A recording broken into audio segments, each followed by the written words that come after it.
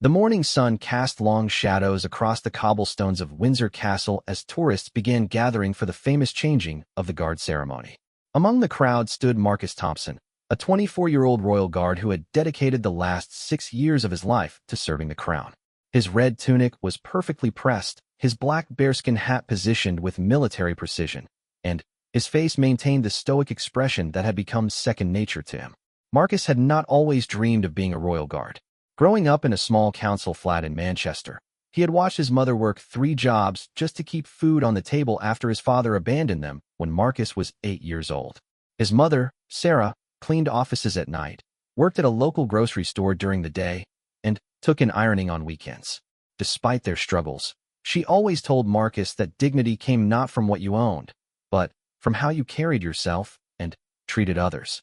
The young boy had found solace in stories of knights and honor, spending hours at the local library reading about British history and military traditions. When he turned 18, against his mother's initial fears but with her eventual blessing, Marcus enlisted in the army. He excelled in training, driven by a deep sense of duty and a desire to make his mother proud. After 2 years of exemplary service, he applied for the prestigious position of Queen's Guard and was accepted. Now, standing at his post outside Windsor Castle, Marcus embodied everything the position represented. Tourists often tried to make him smile, laugh, or break character, but he remained unmoved. Children would wave, adults would pose for photos beside him, and sometimes people would even try to touch his uniform or hat. Through it all, Marcus maintained his composure, understanding that he was not just a man in a uniform, but a living symbol of centuries of British tradition and honor. On this particular Tuesday morning, the crowd was larger than usual. A cruise ship had docked nearby, bringing hundreds of tourists eager to experience British culture. Among them was Richard Blackstone, a 45-year-old investment banker from New York who had made his fortune through aggressive trading and hostile corporate takeovers. Blackstone wore an expensive Italian suit, Swiss watch, and carried himself with the arrogance of someone who believed money could buy anything, including respect. Blackstone had been complaining since the moment he stepped off his private car. The weather was too humid, the crowds were too thick, and everything was taking too long. His personal assistant, Jennifer, a young woman in her 20s who desperately needed the job despite her employer's difficult personality, tried her best to manage his expectations while coordinating their itinerary. As they approached the area where Marcus stood guard, Blackstone's attention was immediately drawn to the motionless figure in the iconic red uniform. He began making loud comments to his assistant and anyone within earshot about how ridiculous the whole tradition was. "Look at this guy," he said, his voice carrying across the courtyard, standing there like a statue, pretending to be important. "I bet I make more money in an hour than this toy soldier makes in a year." Jennifer tried to quiet her employer, aware that other tourists were beginning to stare, but Blackstone was just getting started. He pulled out his phone and began taking photos, moving closer and closer to Marcus. The guard remained perfectly still, his eyes fixed straight ahead, but internally he was processing everything. This was not unusual behavior from tourists, and he had been trained to ignore such provocations.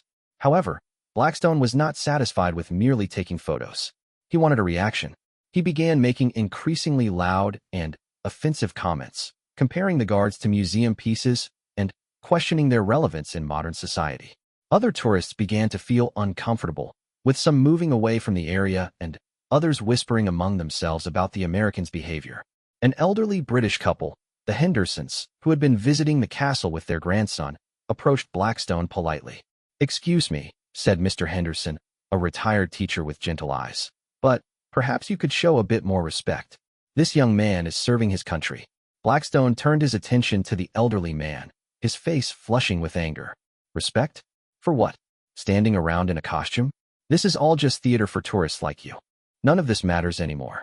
His voice had grown loud enough that tourists throughout the courtyard were now watching the confrontation unfold. Mrs. Henderson, a small woman with silver hair and a kind face, stepped forward. "These guards have a proud history," she said softly. "My father served in the war, and traditions like this honor all who have served." This only seemed to inflame Blackstone further. He was not accustomed to being contradicted, especially by people he considered beneath his social status. In his world of high-stakes finance, intimidation and aggression were often rewarded. He had built his fortune by bulldozing over opposition and never accepting no for an answer. Meanwhile, Marcus continued to maintain his position, though he was acutely aware of the escalating situation. During his training, he had been taught to remain motionless and silent except in cases of immediate physical danger to himself or others. Verbal provocations, no matter how offensive, were part of the job. He had dealt with drunk tourists, argumentative visitors, and even protesters, but something about this situation felt different. The crowd was growing larger as word spread about the confrontation. Families with children began moving away, not wanting their vacation photos to be ruined by an ugly scene. Castle security personnel were beginning to take notice, though they too were bound by protocols about when and how to intervene. Blackstone's assistant Jennifer was becoming increasingly distressed. She had worked for demanding employers before, but never someone who seemed so determined to create a public spectacle. She tugged at his sleeve, whispering urgently, "Mr. Blackstone, please, people are staring. Maybe we should move on to the next stop on our tour." But Blackstone was beyond reason now. He had attracted an audience, and his ego demanded that he prove his dominance over the situation. He stepped even closer to Marcus, now standing just inches away from the guard's face. The scent of expensive cologne mixed with the morning air as he began speaking directly to Marcus, knowing full well that the guard was not supposed to respond. "Hey, toy soldier," he said, his voice dripping with contempt. "I'm talking to you. You know you're just a tourist attraction, right? A human mannequin. I could buy and sell you 10 times over." He paused, waiting for any reaction, but Marcus remained steadfast. The elderly Mr. Henderson stepped forward again, his voice firm despite his advanced age. "Sir, that's quite enough. This young man is doing his duty, and you have no right to harass him." Blackstone whirled around to face the old man, his face now red with fury. "Who asked you, old man? Mind your own business before I make you." The threat hung in the air like a dark cloud, and several tourists gasped audibly. It was at this moment that something inside Blackstone snapped. Perhaps it was the accumulated stress of his high-pressure lifestyle, or maybe it was simply the toxic combination of entitlement and anger that had been building inside him for years. Whatever the cause, he committed an act that would change the course of several lives forever.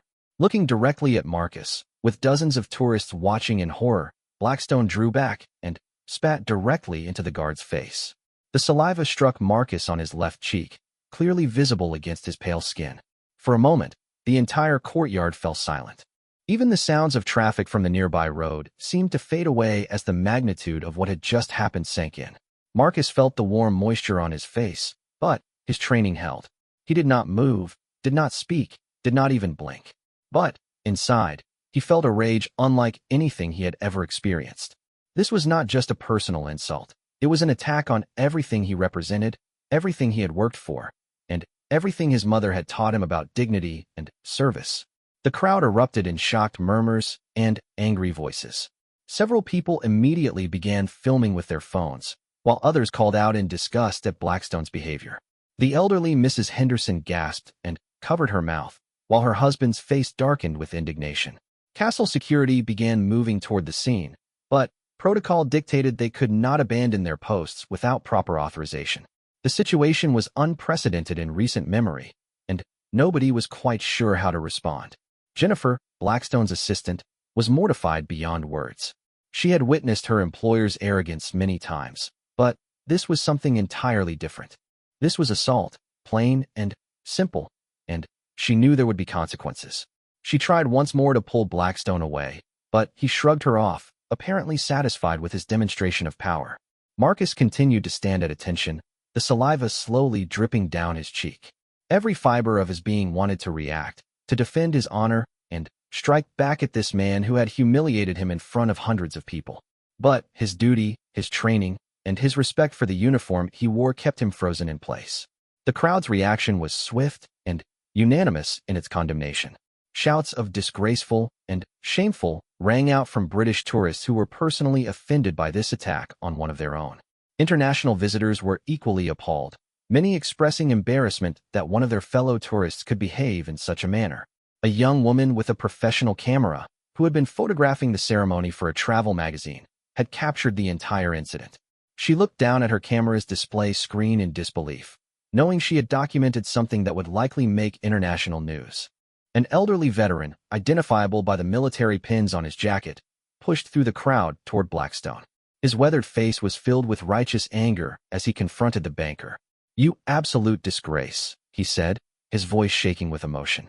"That boy is serving his country with honor, and you dare to humiliate him like this? Have you no shame at all?" Blackstone, still riding high on his perceived victory, turned to face the veteran with the same arrogance he had shown everyone else. "Listen, old man, this is the real world. Money talks, and everything else is just pretend. Your toy soldier there knows his place now." The veteran's hands clenched into fists, and for a moment it seemed he might physically confront Blackstone despite the significant age difference.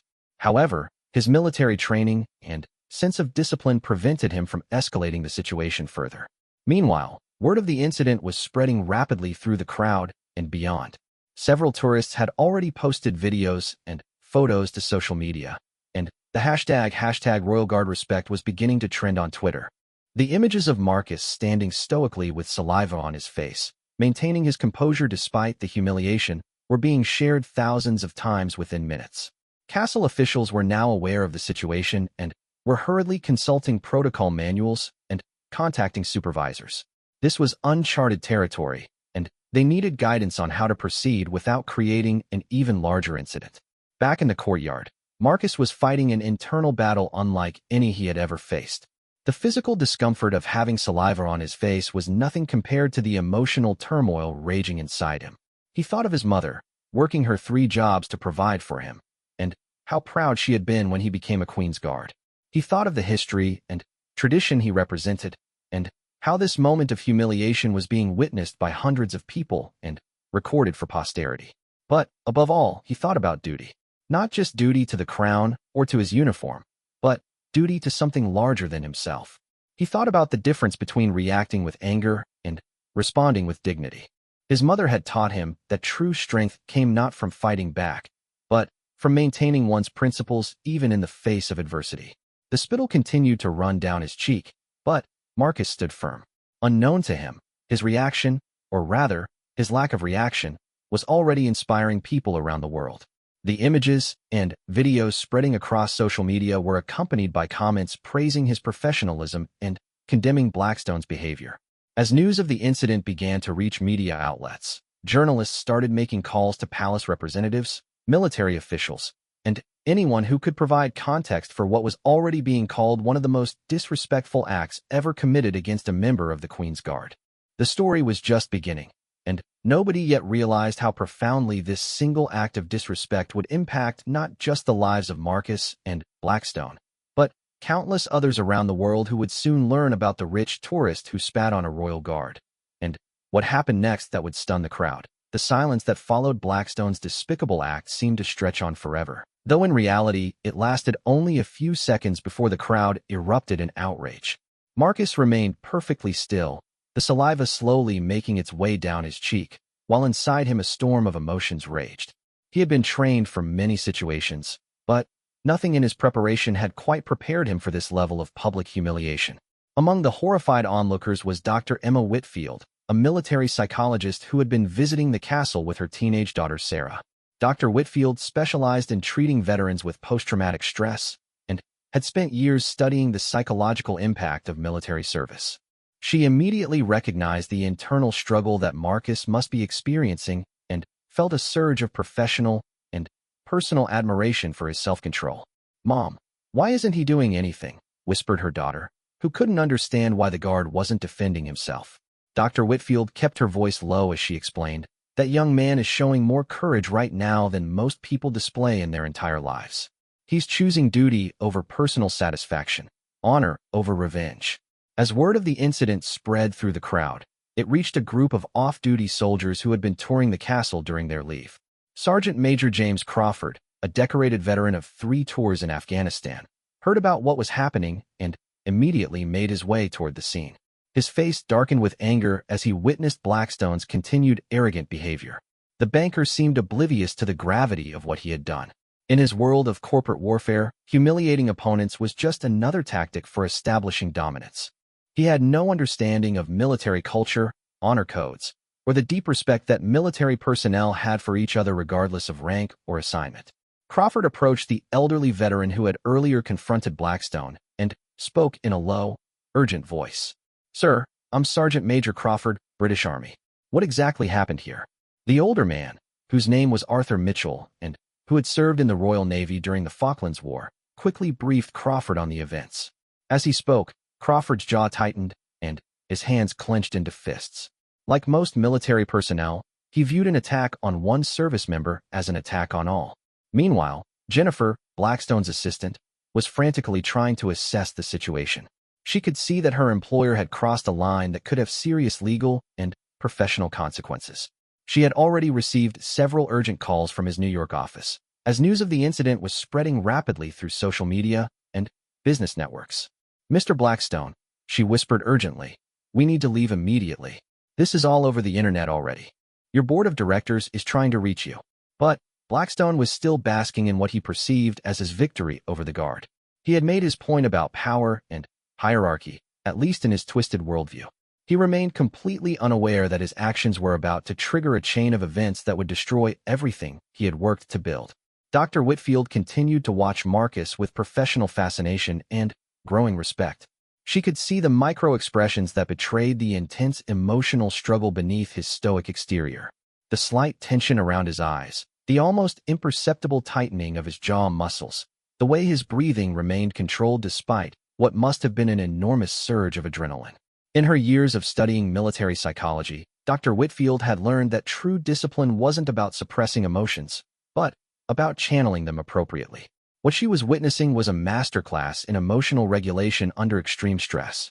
The crowd's anger was building to a crescendo. More veterans in the crowd had identified themselves to each other and were forming an informal protective circle around the area where Marcus stood. Their presence sent a clear message that any further disrespect would not be tolerated. A middle-aged woman named Patricia Holmes, who worked as a nurse at a local hospital, pushed through the crowd carrying tissues from her purse. She had been watching the entire incident and was moved by Marcus's professionalism in the face of such degrading treatment. She approached the nearby castle security personnel and asked if she could offer the guard something to clean his face. The security guards were in a difficult position. They had been in radio contact with their supervisors, who were consulting with palace officials about how to handle this unprecedented situation. The protocols for dealing with assault on royal property were complex, and the public nature of the incident added additional complications. Captain Reynolds, the senior security officer on duty, finally received authorization to approach the situation. He was a former military man himself and understood the position Marcus was in. He walked slowly toward the guard, speaking in a low, calm voice. "Guard Thompson," he said quietly, using Marcus's surname.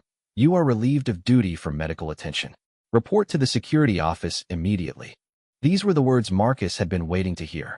With perfect military precision, he performed the regulation movements to step down from his post, finally, allowing himself to acknowledge the saliva on his face by wiping it away with a handkerchief from his pocket. The crowd erupted in spontaneous applause as Marcus moved. Many people were calling out words of support and appreciation for his professionalism. The sound of clapping echoed off the castle walls, creating a moment of triumph in what had begun as a scene of humiliation. But Blackstone misinterpreted the applause, believing it was somehow directed at him, or at least acknowledging his power to force a reaction from the guard. His ego, already inflated beyond all reason, swelled even further. "See that?" he said loudly to anyone within earshot. "Money talks, and everybody else walks. That's how the real world works."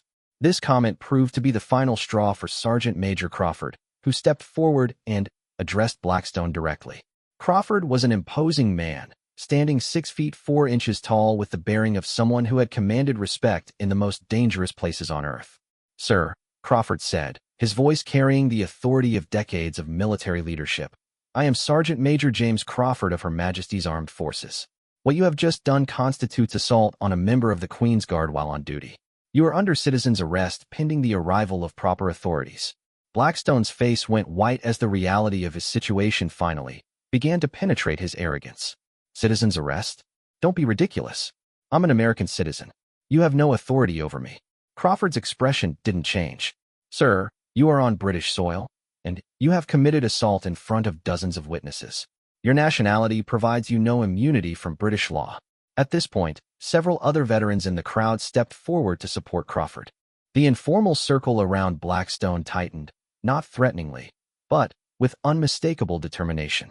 These men and women understood what honor meant, and they were not going to allow this attack on their brother-in-arms to go unanswered. Jennifer was now in full panic mode. She had managed to reach Blackstone's lawyer in New York, who had immediately advised her to prevent her employer from saying anything further and to cooperate fully with any legal proceedings.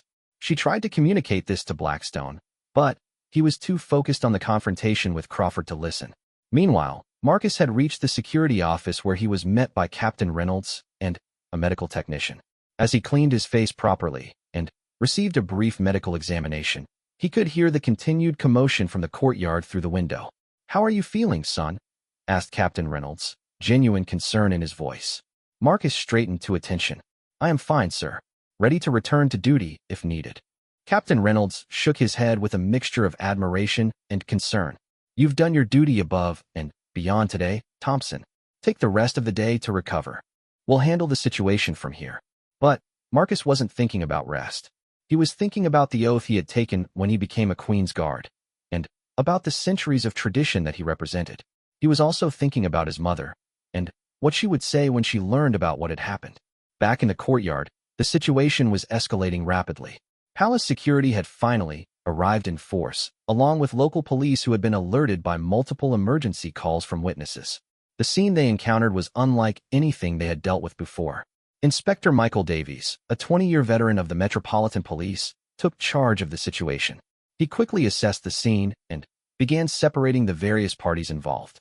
He spoke first with Sergeant Major Crawford, who provided a clear and concise account of what he had witnessed. Several tourists offered their video footage as evidence, and Inspector Davies was amazed by the number of different angles and perspectives that had been captured. Social media had already ensured that this incident would be thoroughly documented from multiple viewpoints. Dr. Whitfield approached Inspector Davies and identified herself as a military psychologist. She offered to provide a professional assessment of the psychological impact of the assault on the guard, should it be needed for legal proceedings. "In my professional opinion," she told the inspector, "what that young guard demonstrated today was extraordinary self-control under extreme provocation. The psychological strength required to maintain military bearing while being publicly humiliated is remarkable." As Inspector Davies continued his initial investigation, he spoke with the elderly Mr. and Mrs. Henderson, who provided their account of how the situation had escalated. Their testimony painted a clear picture of Blackstone as the sole aggressor in the confrontation. The nurse, Patricia Holmes, had finally managed to deliver her tissues to one of the security personnel to pass along to Marcus, along with a handwritten note expressing her admiration for his professionalism. Her small act of kindness represented the feelings of the vast majority of witnesses to the incident. Blackstone was becoming increasingly agitated as he realized that this was not going to simply disappear. His wealth and connections, which had always protected him from consequences in the past, seemed powerless in the face of such clear-cut evidence of his wrongdoing. "This is insane," he protested to Inspector Davies. "I'm a respected businessman. I donate millions to charity. One little incident shouldn't ruin my reputation." Inspector Davies remained professional but firm. "Sir, spitting on another person constitutes assault under British law. The fact that the victim was a serving member of Her Majesty's Armed Forces while on duty makes this an even more serious matter." Jennifer had finally managed to get Blackstone's attention and was frantically showing him the messages from his board of directors.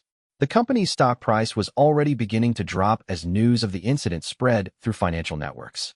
Several major clients had already called to express their concern about being associated with such behavior. As the legal process began to unfold, word of the incident continued to spread around the world.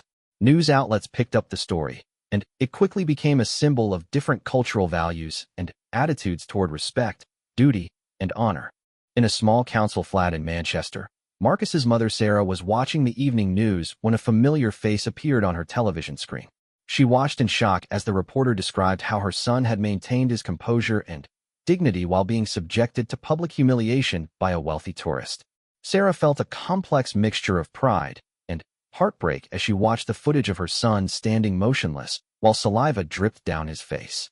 She had raised him to be strong and honorable, but seeing him suffer such disrespect was almost unbearable for any mother to witness.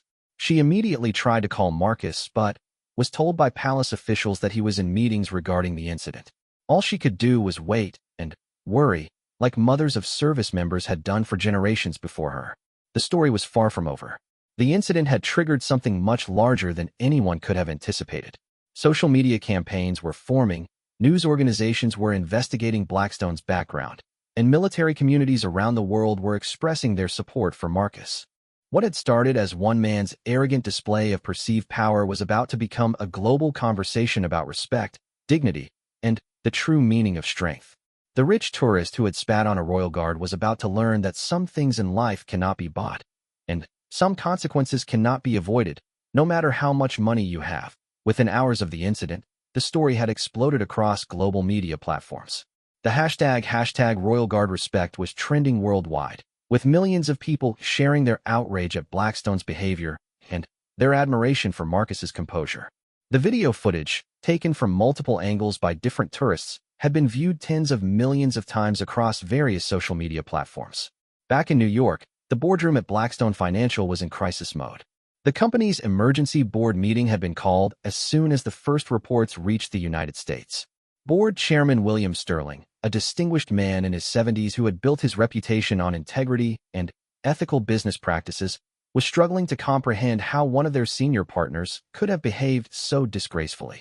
"Gentlemen and ladies," Sterling addressed the 12 board members present, "we are facing the worst public relations disaster in our company's 40-year history. Richard Blackstone's actions have not only humiliated our firm, but have called into question everything we claim to stand for." The company's stock had already dropped 12% in after-hours trading, and major clients were calling to express their concerns. Pension funds representing teachers, nurses, and other public servants were particularly vocal about their disgust at being associated with someone who would attack a military service member. Meanwhile, at Windsor Castle, Marcus was meeting with senior military officials who were trying to determine the best way to handle the unprecedented situation. Colonel Sarah Pemberton, the commanding officer responsible for ceremonial duties, was a veteran of both the Iraq and Afghanistan conflicts and understood better than most the psychological impact of public humiliation on military personnel. "Thompson," she said, studying the young guard's file, "your service record is exemplary. 6 years without a single disciplinary action, commendations for bearing and professionalism, and consistently high marks from your superiors. What happened today doesn't change any of that." Marcus stood at attention, though Colonel Pemberton had invited him to sit. "Thank you, ma'am. I just want to return to duty and continue serving." The colonel admired his dedication, but she was also concerned about the media attention that would follow him. "Son, I understand your desire to get back to normal, but this situation is far from normal. You've become a symbol of military professionalism in the face of adversity. That comes with responsibilities beyond your normal duties." As they spoke, Marcus's phone buzzed with hundreds of messages from friends, family members, and complete strangers who had seen the news coverage. His mother had managed to get through to him briefly, and her voice had been filled with the complex emotions of a parent whose child had been hurt, but who was also incredibly proud of how he had handled himself. Dr. Emma Whitfield, the military psychologist who had witnessed the incident, had offered her services to help Marcus process what he had experienced. She understood that maintaining professional composure under extreme stress could sometimes lead to delayed emotional reactions. "What you experienced today," she explained to him during their session, "was a form of psychological assault designed to humiliate and degrade you. The fact that you maintained your composure doesn't mean the experience wasn't traumatic." Marcus appreciated her concern, but he was more focused on the bigger picture. "Doctor, I keep thinking about all the service members who have faced much worse than having someone spit on them. I had fellow soldiers who came back from Afghanistan with injuries that changed their lives forever. This seems small in comparison." Dr. Whitfield nodded, recognizing both his resilience and his tendency to minimize his own experiences. "Your perspective is admirable, Marcus, but don't dismiss the significance of what you endured. Sometimes the attacks on our dignity can be just as damaging as physical injuries." While Marcus was processing his experience with professional help, Blackstone was discovering that his problems were multiplying exponentially. Inspector Davies had formally charged him with assault, and the Crown Prosecution Service was considering additional charges related to the specific nature of his attack on a military service member. His lawyer, Robert Morrison, had flown in from New York and was attempting damage control, but the evidence was overwhelming. Dozens of witnesses, multiple video recordings, and clear documentation of the incident made any defense extremely difficult. Richard, Morrison said bluntly during their meeting at the police station, "You're facing criminal charges in a foreign country, your company is in free fall, and your personal reputation is destroyed. The only question now is how much of your life and fortune you're going to lose over this moment of stupidity." But Blackstone still seemed unable to fully grasp the magnitude of his situation. Years of being insulated from consequences by his wealth had left him psychologically unprepared for real accountability. "This whole thing is blown out of proportion," he insisted. "It was just a little spit. People are acting like I committed murder." Morrison rubbed his temples, wondering how his client could still be so clueless.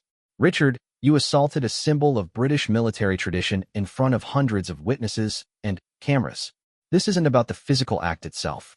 It's about what it represents." Meanwhile, the story had caught the attention of veterans organizations around the world. The Royal British Legion issued a statement condemning the attack and praising Marcus's professionalism. Similar organizations in the United States, Canada, Australia, and other allied nations followed suit. General Patricia Hayes, the highest-ranking female officer in the British Army, made a rare public statement about the incident. Guardsman Thompson exemplified everything we expect from our service members today. His restraint and professionalism in the face of unprovoked assault demonstrates the highest traditions of British military service. The support from military leadership meant everything to Marcus, but it was the grassroots response from ordinary people that truly moved him. Letters and emails poured in from around the world, many from civilians who had never served in the military but recognized dignity and honor when they saw it. A group of elementary school children in Liverpool had written him letters, each one decorated with drawings of guards and flags. One letter, from a 7-year-old named Emma, particularly touched him. "Dear Guard, I think you are very brave. My daddy says you protected the Queen even when someone was mean to you. Thank you for keeping us safe." Veterans groups began organizing demonstrations of support at British military installations around the world. Former service members shared their own stories of maintaining discipline under difficult circumstances, creating a global conversation about military values and civilian respect for those values. The incident had also sparked unexpected conversations about class, privilege, and respect across social lines. Many working-class families saw Marcus as representing their values of hard work, duty, and dignity in the face of entitled behavior from the wealthy elite. Sarah Thompson, Marcus's mother, had been overwhelmed by the media attention. Reporters had found her small Manchester flat and were requesting interviews, but she had declined all requests. She was proud of her son, but worried about the pressure he was under. Her friend and neighbor, Mrs. Patricia Walsh, had been helping her manage the situation. "Your Marcus has become a hero to people around the world," she told Sarah. "But I know you're worried about him as his mother." Sarah nodded, tears in her eyes. "I always told him to stand up for what's right, but I never imagined it would put him in a situation like this. I'm proud of how he handled himself, but I hurt for what he went through." The media coverage had revealed more about both men involved in the incident. Investigative reporters had begun examining Blackstone's business practices, uncovering a pattern of aggressive behavior toward employees and competitors. Several former employees came forward with stories of workplace harassment and intimidation. One particularly damaging revelation came from Maria Santos, a former secretary at Blackstone's firm, who described how he had regularly humiliated staff members in front of colleagues. "What we saw in that video was exactly how Richard Blackstone treats anyone he considers beneath him," she told a reporter. The only difference was that this time, someone had the strength not to break. In contrast, everyone who knew Marcus described him consistently as respectful, dedicated, and humble. His former teachers, army colleagues, and neighbors all painted a picture of someone who had overcome challenging circumstances through hard work and integrity. The contrast between the two men became a powerful symbol in the global conversation about character and values. Blackstone, with all his wealth and privilege, had shown himself to be small and petty. Marcus, from a modest background, had demonstrated nobility and strength that no amount of money could buy. As the legal proceedings continued, Blackstone's world continued to collapse around him. His company's board had voted to suspend him pending a full investigation into his conduct. Major clients had pulled their accounts, and the firm was hemorrhaging money daily. His personal life was equally devastated. His ex-wife, from whom he had been divorced for 3 years, publicly stated her disgust at his behavior. I always knew Richard had problems with anger and entitlement, but I never imagined he could do something so vile, she told reporters. Even his adult children, who had been estranged from him for years due to his difficult personality, issued a statement distancing themselves from his actions. We do not support or condone our father's behavior.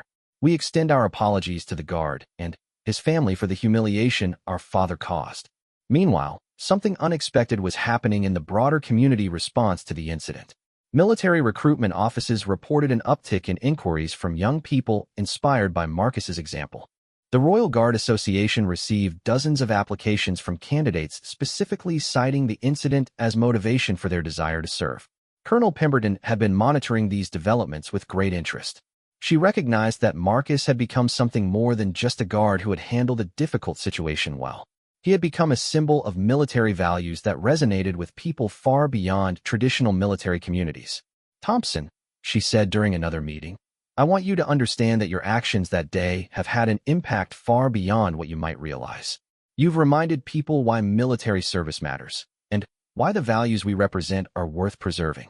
Marcus was still processing the magnitude of the attention, but he was beginning to understand that his response to Blackstone's attack had significance beyond his personal experience. Ma'am, I was just doing my duty. I didn't think about it becoming a symbol of anything. That's exactly why it's so powerful, Colonel Pemberton replied. You didn't perform for the cameras or calculate your response for maximum impact. You simply did what was right because it was right. That authenticity is what people are responding to. As the third day after the incident concluded, it was clear that this story was far from over. The legal proceedings were just beginning. The media attention showed no signs of diminishing, and the broader cultural conversation about respect, dignity, and character was gaining momentum worldwide. What had started as one man's moment of entitled rage had triggered a global examination of values and character. The rich tourist who had spat on a royal guard was about to discover that his actions had consequences that would extend far beyond anything he could have imagined, while the guard he had tried to humiliate had shown the world what true strength looked like. 1 week after the incident, the courtroom at Westminster Magistrates Court was packed with media representatives, veterans, and curious members of the public who had followed the story. Richard Blackstone sat beside his lawyer, looking haggard and defeated, a stark contrast to the arrogant man who had strutted around Windsor Castle just days earlier. The prosecution, led by Crown Prosecutor Sarah Mitchell, had prepared a comprehensive case that went beyond the simple assault charge. They had gathered testimony from dozens of witnesses, analyzed multiple video recordings, and consulted with military experts about the significance of attacking a member of the Queen's Guard while on ceremonial duty. Your Honor, Prosecutor Mitchell addressed Magistrate John Harrison. This case represents more than a simple assault. The defendant deliberately targeted a service member who was bound by duty and training not to defend himself. This was a calculated act of humiliation against someone representing centuries of British military tradition. Blackstone's lawyer attempted to minimize the incident, arguing that it was a momentary lapse in judgment by a man under stress. But the evidence was overwhelming, and the public sentiment was entirely against his client. Marcus had been called to testify, appearing in his dress uniform and maintaining the same dignity he had shown during the original incident. His testimony was brief and factual, without any embellishment or emotional appeals. The defendant approached my post and began making disparaging comments, Marcus stated calmly. He then spat in my face while I was performing my ceremonial duties. I maintained my position as required by regulations and protocol. When asked by the defense attorney if he felt the incident had been blown out of proportion, Marcus's response demonstrated the same measured character that had made him a hero to millions. Sir, it is not my place to judge the proportionality of the response.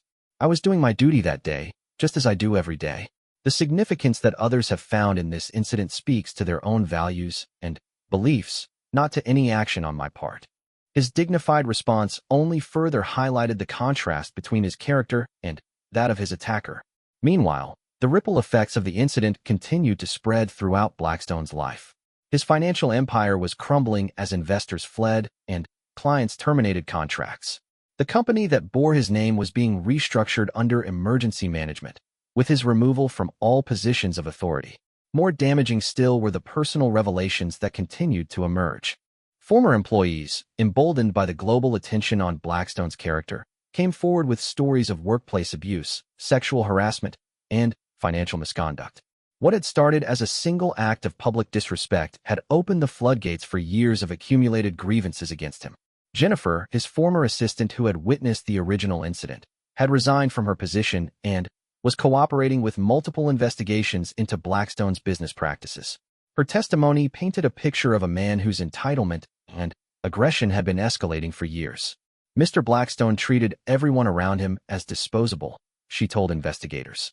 Waiters, hotel staff, taxi drivers, employees, anyone he perceived as having less power than him was subject to his abuse. What happened at Windsor Castle was just the first time he did it in front of cameras. The global support for Marcus had taken forms that nobody could have predicted. A crowdfunding campaign to honor his service had raised over £2 million, despite Marcus's request that people donate to veterans' charities instead.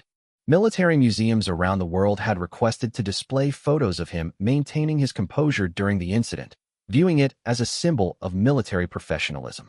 But perhaps the most meaningful response came from his fellow service members. Guards from every ceremonial unit in the British military had signed a letter of support, expressing their pride in having Marcus as a colleague. International military units had followed suit, with honor guards from Canada, Australia, New Zealand, and even former adversaries like Germany expressing their respect for his conduct. Colonel Pemberton had been fielding requests from around the world for Marcus to make appearances and speak about military values.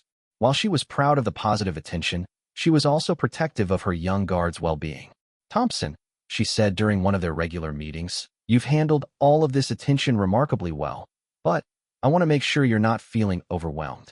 This level of scrutiny can be difficult for anyone to manage." Marcus appreciated her concern, but he had found unexpected strength in the support he was receiving. "Ma'am, reading the letters from other service members and veterans has actually helped me process what happened. Knowing that my actions reflected well on the uniform and the tradition makes the humiliation feel worthwhile." Dr. Whitfield continued to monitor Marcus's psychological well-being, impressed by his resilience, but watchful for any signs of delayed stress reactions.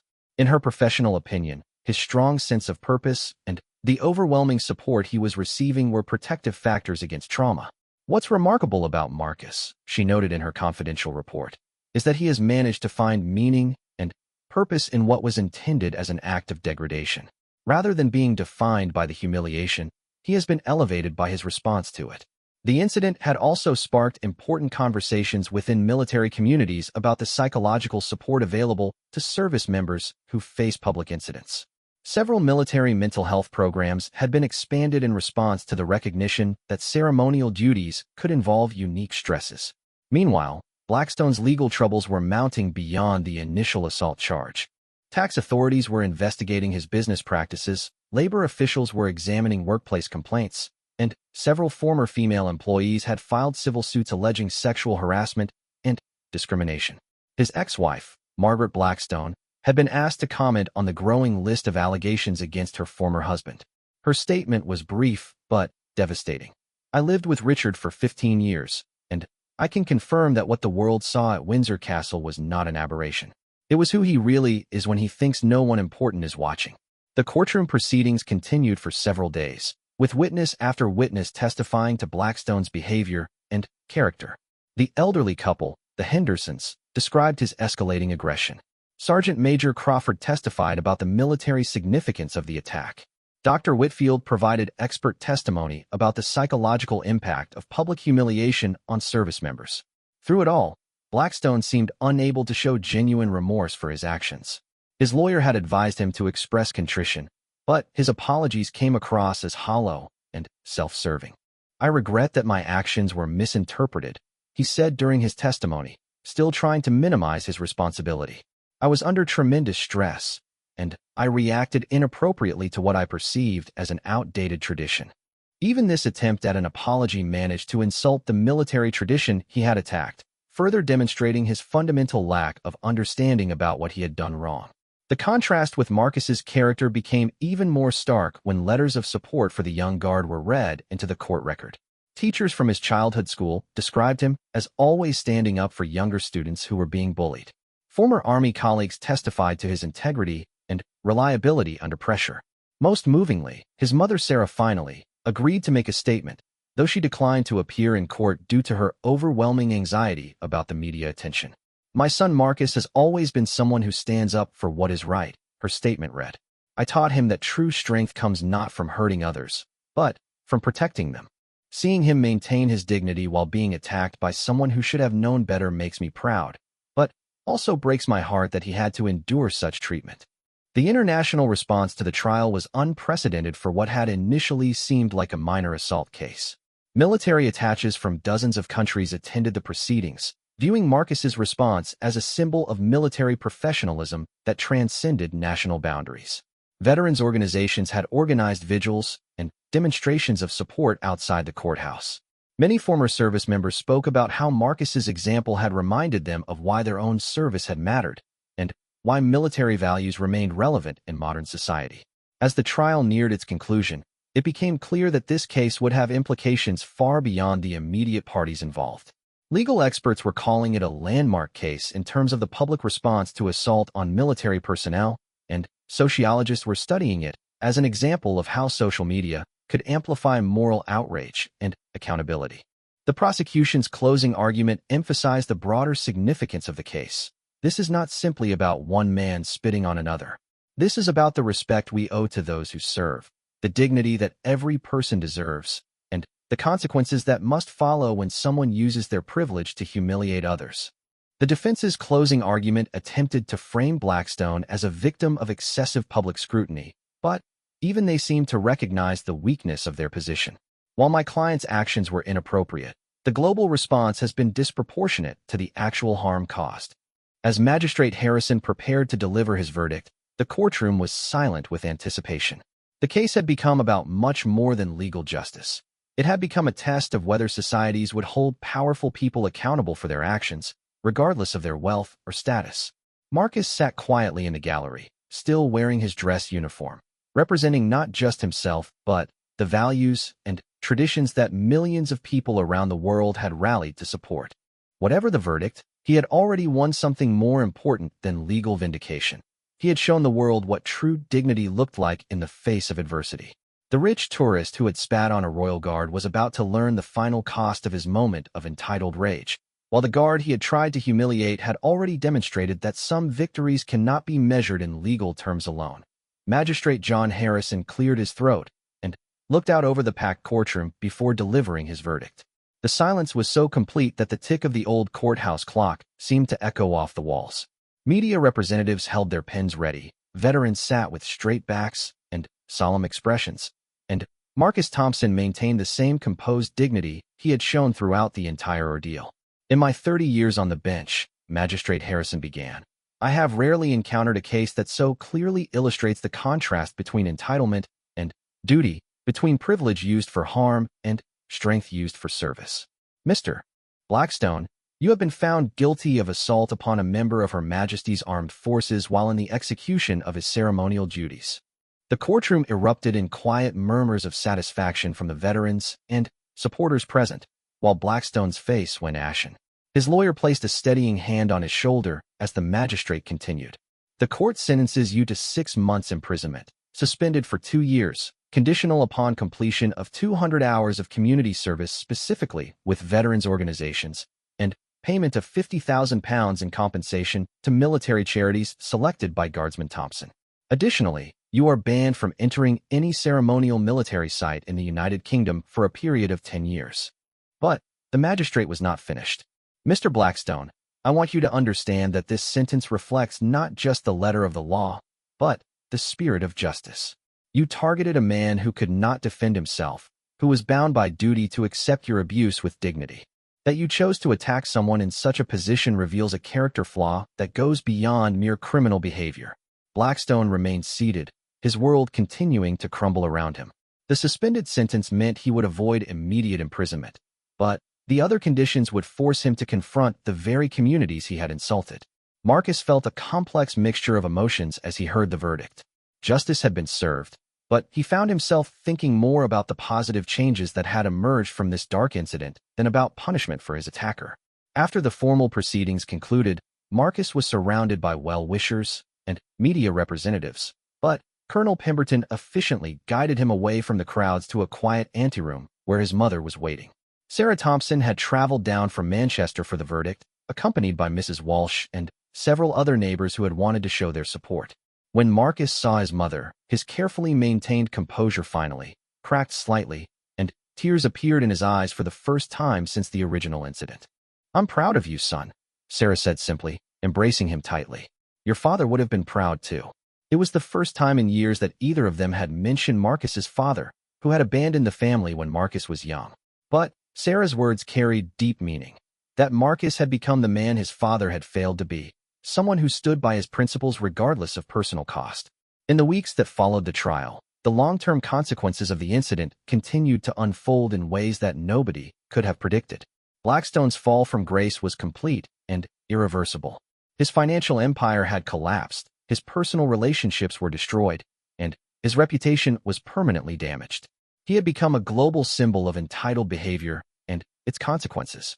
The community service portion of his sentence proved to be particularly challenging for him. Working with veterans organizations forced him to confront the very people and values he had attacked. At first, he approached these obligations with the same arrogance that had characterized his entire life. But the veterans he worked with gradually helped him understand the magnitude of what he had done. One particular encounter changed him profoundly. He was assigned to help at a rehabilitation center for wounded veterans, where he met Corporal David Hughes, a young soldier who had lost both legs in Afghanistan. Despite his severe injuries, Hughes maintained a positive attitude and dedication to helping other veterans recover from their trauma. "You know," Hughes said to Blackstone one day as they worked together preparing meals for other veterans, "I've been following your story in the news. What you did to that guard was wrong, but what's more important is what you do next." Blackstone found himself genuinely listening to someone else's perspective for perhaps the first time in his adult life. "I'm beginning to understand that I've lived my entire life thinking that success meant having power over other people. But watching you and the other veterans here, I'm seeing what real strength looks like." This conversation marked the beginning of a genuine transformation in Blackstone's character, though it would take years of continued work and self-reflection to undo decades of entitlement and selfishness. Meanwhile, Marcus had returned to his duties with the Queen's Guard, but his life had been fundamentally changed by the global attention. He received thousands of letters from people around the world who had been inspired by his example. Many came from young people who were considering military service, parents who wanted to teach their children about dignity and self-control, and veterans who found renewed pride in their own service. One letter that particularly moved him came from a young girl in Japan whose father was serving in the Japanese self-defense forces. Through a translator, she wrote, "Dear British Guard, my father told me that you showed everyone what a real soldier looks like. Thank you for making military families proud everywhere." The global military community had indeed embraced Marcus as a symbol of their shared values. Honor guards from around the world began incorporating his story into their training programs as an example of proper deportment under extreme provocation. Military academies used video footage of his composure as a teaching tool about emotional regulation and professional bearing. Dr. Whitfield continued to follow Marcus's psychological adjustment and was impressed by how he had processed the traumatic experience. "What's remarkable," she noted in her final report, "is how he has transformed a moment of personal humiliation into a source of meaning and purpose. Rather than being diminished by the attack, he has grown stronger and more confident in his values." The incident had also sparked broader changes in how society viewed military service and ceremonial duties. Public appreciation for the Queen's Guard had increased dramatically, with tourism to ceremonial sites reaching record levels as people sought to show their respect for military traditions. Military charities benefited enormously from the global attention. The compensation money from Blackstone's sentence was just the beginning. Donations poured in from around the world as people sought concrete ways to support veterans and active military personnel. 6 months after the incident, Marcus was invited to speak at the Royal Military Academy Sandhurst to address new officer candidates. Standing before the future leaders of the British Army, he reflected on what the experience had taught him about leadership and character.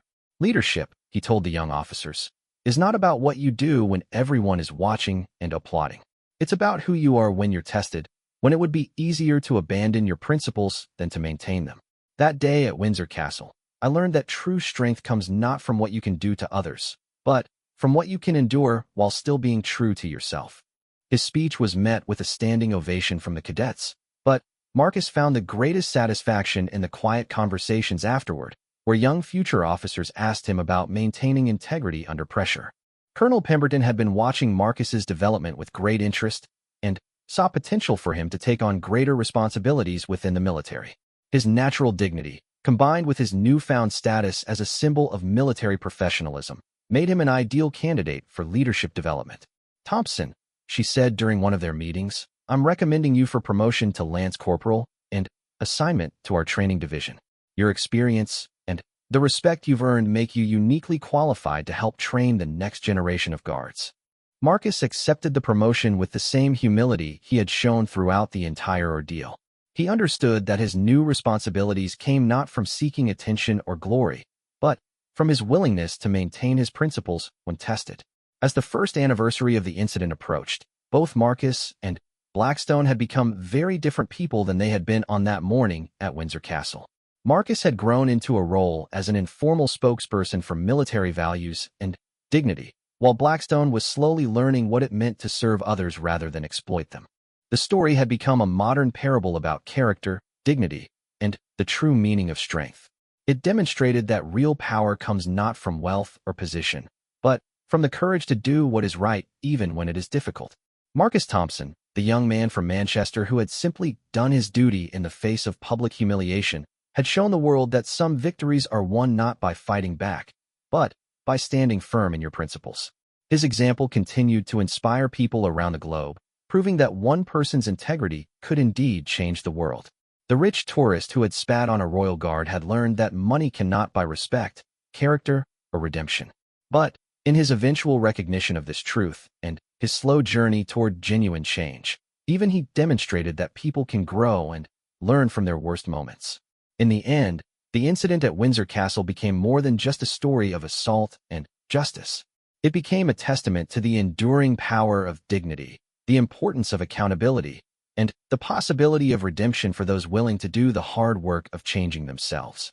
Most importantly, it showed that true heroes are not those who seek glory, but those who simply do what is right because it is right, regardless of the personal cost.